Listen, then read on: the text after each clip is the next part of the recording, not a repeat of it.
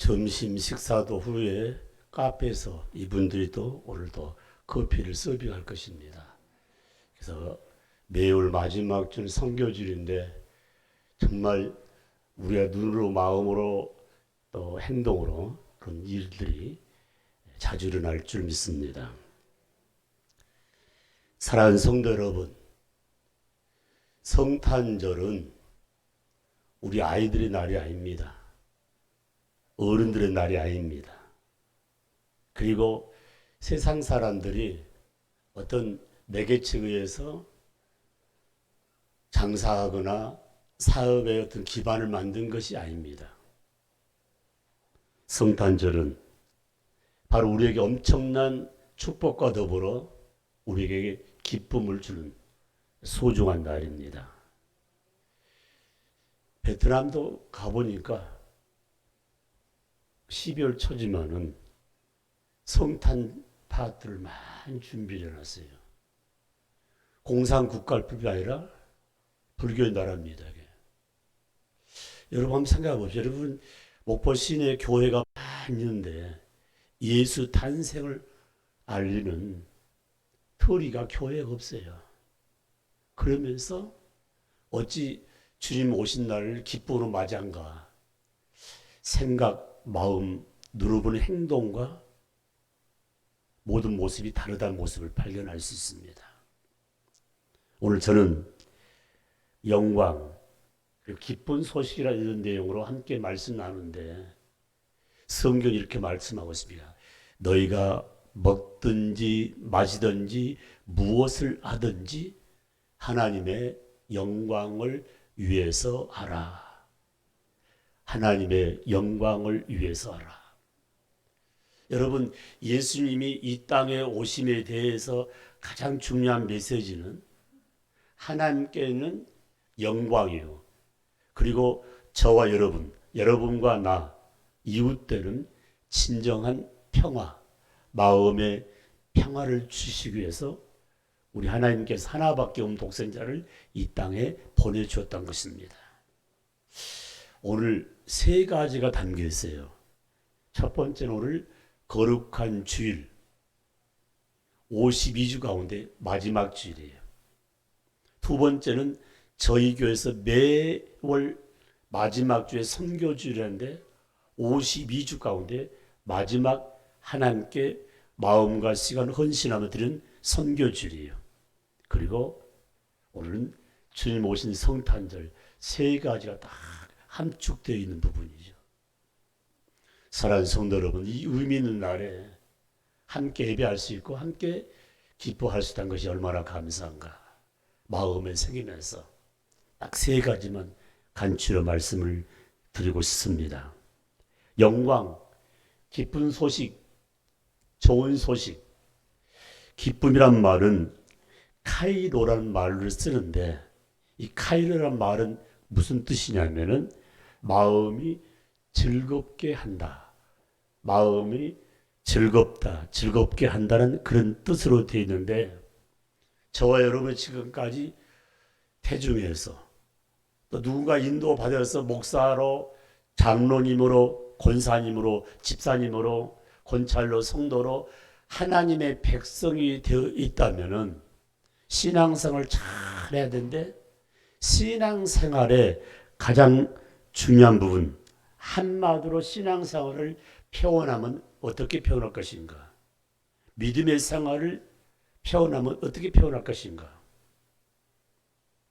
여러분 지인들이 아니 자네는 예수 믿기 전하고 예수 믿은 후에 완전히 달리다고 그렇게 표현한 사람이 있는가 하면 자네는 예수 믿기 전이나 믿은 후에도 별 변동사항이 없다고 그렇게 말한 사람이 있을 거예요.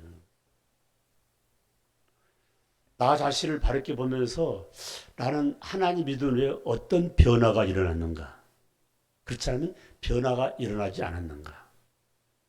여러분, 예수 믿고 신앙생활 가운데 변화된 삶 가운데 가장 중요한 게 뭔지 아십니까? 바로 기쁨이에요. 신앙생활을 제대로 한 사람은 기쁨이란 부분이에요. 어제 우리 집사람이 직장 생활할 때 밑에 일했던 간호사 한 분이 아들을 데리고 왔는데 우리 집사람이 이야기하는데 이렇게 이야기해요. 이 자매님은 출근해서부터 쉽게 말하면 퇴근할 때까지 항상 웃었대요. 그러고 보니 제가 어제 몇 시간 동안 같이 있어 보니까 그 자매님이 웃는 거예요. 아들을 데리고 왔는데 대학을 졸업하고 좀 좋은 직장 생활을 하는데 내가 깜짝 놀랐어요. 차에 내릴 때도 감사합니다. 조금만 뭐만 자신에게 조금 뭐 혜택이 되면은 감사합니다. 음식 맛있게 먹으라고 그러니까 감사합니다. 뭐 선물을 줘도 감사합니다. 옆에 미쌉시다. 감사합니다. 사랑합니다. 고맙습니다. 금방 또 이제 한 분이 전화가 왔어요. 여러분 잘 아시잖아요. 신해산 기도원에서 사역을 많이 했던 조준상 목사님이 어제 전화가 왔어요. 코로나 때문에 죽었다가 살아났대요. 그러면서 병원에서 오랫동안 병석에 입원해서 퇴원했는데 간호사들이 와서 환자를 돌볼 때 제일 처음에 하는 말이 감사합니다. 그리고 사랑합니다. 너무 고마워서 조그만 간식 주면요. 고맙습니다. 여러분요. 오늘 성탄절에 하나님께 감사합니다. 하나님 사랑합니다. 하나님 고맙습니다. 사랑하는 남편과 아내에게 기쁜 성탄절에 참 감사합니다. 사랑합니다. 고맙습니다.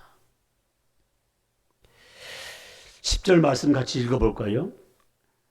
누가복음 2장 10절 말씀. 천사가 이르되 무서워하지 말라. 보라 온 백성에게 미칠 큰 기쁨 좋은 소식을 너에게 전하노라. 우리 삶 가운데서 기쁜 소식, 좋은 소식은 어떤 소식일까요? 소망이 있는 것이죠. 미래가 있는 거예요.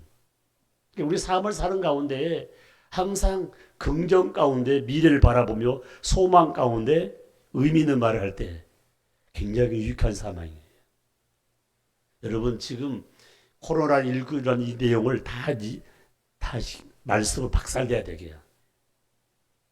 박살내야 된다고요. 왜 그러냐면 그 갇혀 있으면요 아무것도 안 됩니다. 2023년에는 나에게는 오직 말씀 가운데서 하나님이 주신 그 말씀이 내 마음을 휘어잡으로 기쁨과 감사가 넘치는 삶, 소망이 있는 삶, 미래가 있는 삶, 굉장히 중요한 부분이에요.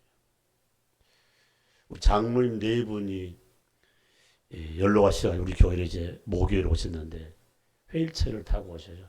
지금 제가 좀 도와드리려고 해도요. 이거 할 수 있습니다. 괜찮습니다.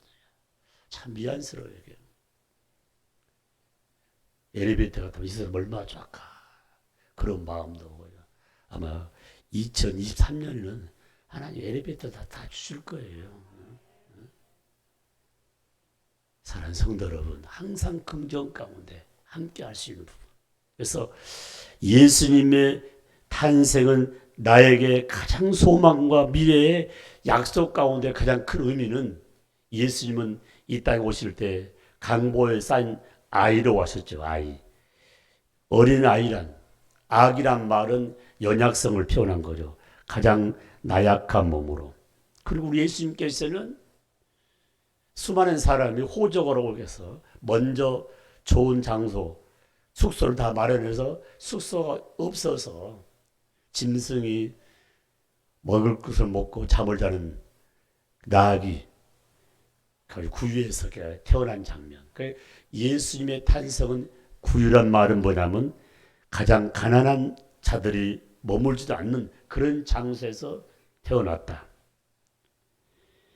더 중요한 부분은 그가 성장해서 깃발 날리며 삶을 살아야 하는데 가장 정년기에 가장 좋은 때에 나란 존재를 위해서 십자가에 돌아가심으로 자신이 희생함으로 우리에게 삶의 기쁨과 소망을 준 부분. 그래서 십자가를 통해서 뭘 받을 수 있나? 능히 십자가를 무력화시킬 수 있는데 무력자의 모습으로 하나님 뜻을 이뤘던 모습을 발견할 수가 있습니다.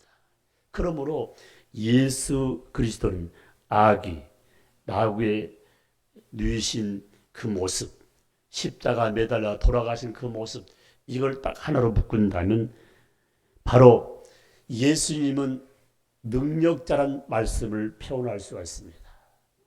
어린아이였지만은 천문학을 연구한 자들이 왕이 태어난 것을 알고 그들의 삶을 표현한 게 아니라 그 왕께 경배함은 자기들에도 큰 보상이 있지 않겠냐는 그런 마음을 갖고 공방의 박사들이 별을 찾았던 부분, 어린아이에도 능력이 정말 악한 자를 멸하기 위해서 이 땅에 오신 예수님은 말씀 그대로 악한 자를 다 멸하고 선에 속한 예수 안에 거한 자에게 구원을 선물로 줬던 모습을 발견할 수가 있습니다. 그러므로 가장 큰 축복은 예수 탄생은 성령의 탄생이요.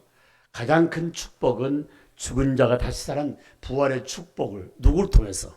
바로 예수를 통해서 행해진 이 사건을 바라보면서 저와 여러분 믿는 자에게는 이보다 더 기쁘고 감격한 것이 없다는 사실을 마음에 새기면서 성탄은 나에게 의미 있는 기쁜 소식을 주었다는 사실을 마음에 새기면서 이 기쁜 소식을 모르는 내 이웃들에게 전할 사명이 바로 이 말씀 듣는 저와 여러분에게 있다는 사실을 마음에 새기면서 이 말씀이 잘 선포되기를 주의 이름으로 축복합니다. 두 번째 내용이에요. 11절 말씀에 오늘 다윗의 동네에 너희를 위하여 구주가 나셨으니 곧 그리스도라. 구주란 말은 구원의 주란 뜻이죠. 건지신다는 부분이죠.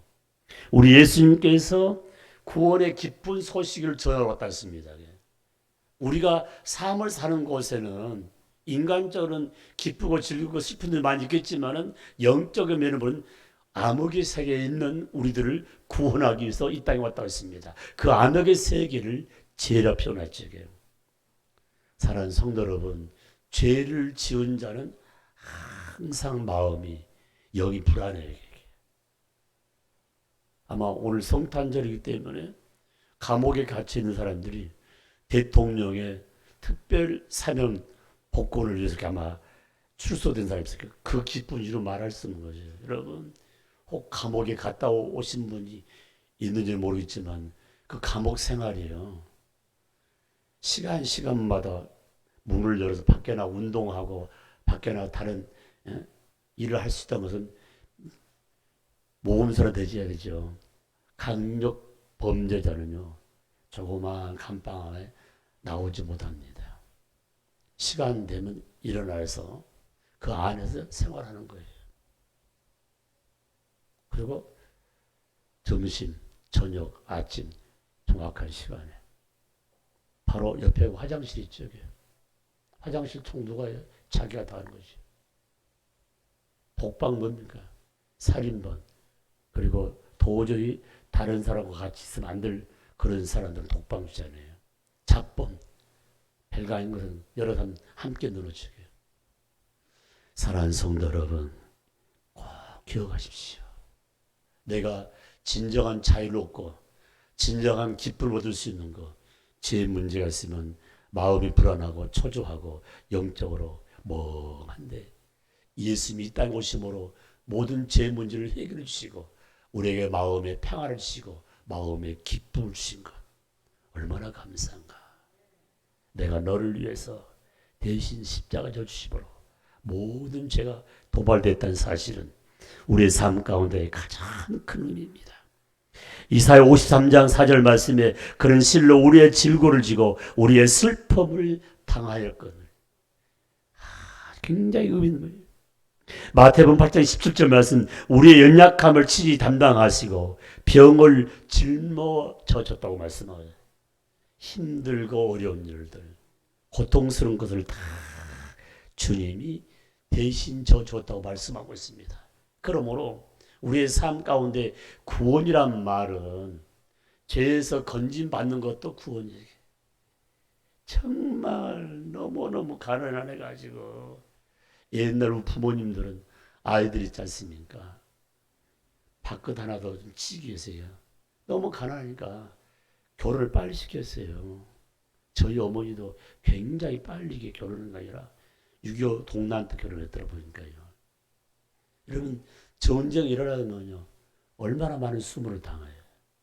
그래서 무슨 이렇게 뭡니까 이렇게 결혼식다운 결혼식이 아니고 그냥 싹 갖다 씹혀. 아이를 낳게 되면 있지 않습니까? 너무 가난해서 부잣집으로 가가지고 살아가지 않습니까? 아들, 딸 보냈던 부분들. 사랑하는 성도 여러분, 오늘 이 아침에 가장 중요한 부분, 나의 모든 형편 아시는 그 하나님께서 가난해서 구원해 주신 걸 얼마나 감사합니까? 가난해서 구원해 주신 부분. 제 친구 하나가 여러분 유튜브 들어요. 이성구 목사 치면 나올 거예요. 이 사람은 나 고등학교 동창인데 모교에서 같이 신앙생활을 했어요.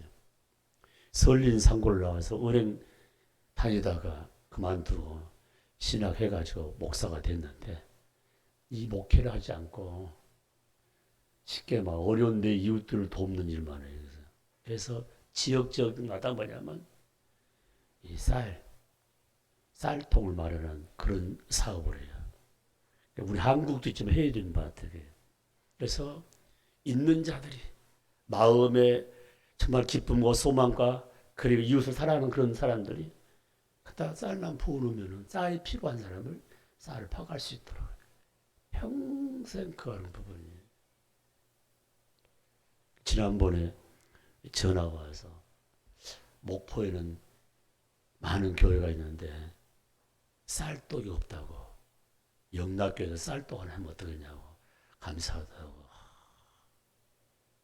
사랑하는 성도 여러분, 내 이웃들의 삶 가운데 뭔가 나눌 수 있는 부분 있지 않습니까?